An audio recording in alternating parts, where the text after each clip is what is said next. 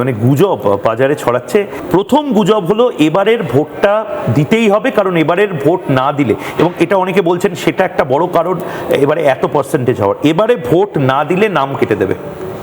এটার কি কোনো বাস্তবতা আছে? না, এটার কোনো বাস্তবতা নেই।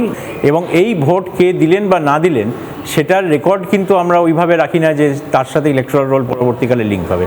সুতরাং এখানে কোনো রকম কোনো বাস্তবতা নেই এই বক্তব্যের যে ভোট না দিলে ভোটারের নাম কাটা যাবে। এটা পুরোটাই আরেকটা গুজব, এবং গুজব শুধু নয়, এটাতে অ্যাকশনও আপনারা নির্দেশ দিয়েছেন গ্রেপ্তার করার। এই ডালিম শেখের ক্ষেত্রে আমরা রিপাবলিক বাংলা টানা এই খবরটা করেছে, ওয়েবকাস্টিং যে হচ্ছে ক্যামেরায়, নাকি সমস্ত কিছু তৃণমূল কংগ্রেসের হয়ে যারা কাজ করছে তারাও জেনে যাবে যে কে কাকে ভোট দিচ্ছে, কে ওখানে গিয়ে কার সাথে বেশিক্ষণ কথা বলছে।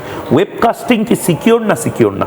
এই ধরনের প্রচার হচ্ছে, এটা আমরা আমাদের জেলা সফরের সময় শুনেছিলাম, ভোটারদের কাছেই শুনেছিলাম। এটার কোনো রকম বাস্তবতা নেই।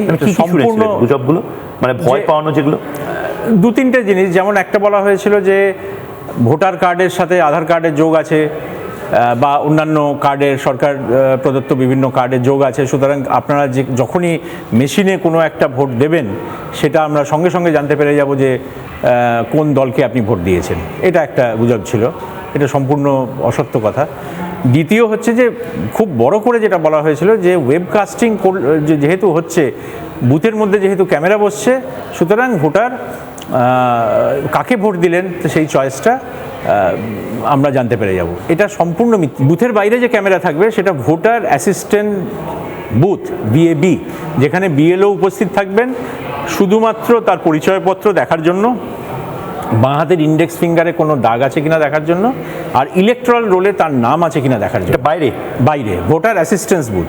এখানে কিন্তু এটার সাথে কিন্তু ভোটের কোনো সম্পর্ক নেই। মানে এটা বাধ্যতামূলক ওই ডেস্কে যেতে হবে, মানে আঙুল দেখাতে যে আমার কোনো দাগ আছে। আমার আঙুলে দাগ নেই, আমার এই হচ্ছে identity card.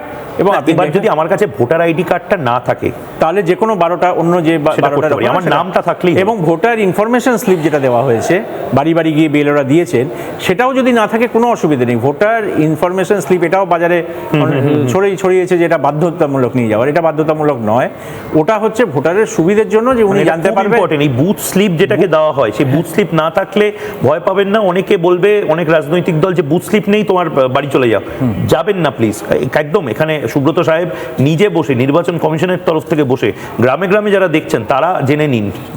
Voter information slip হচ্ছে শুধু এইটুকু জানানোর জন্য ভোটারকে যে আপনার নাম রোলে আছে, এত ক্রমিক সংখ্যায় আছে, এবং আপনার সহজ করার জন্য, এবং আপনার বুথ হচ্ছে অমুক।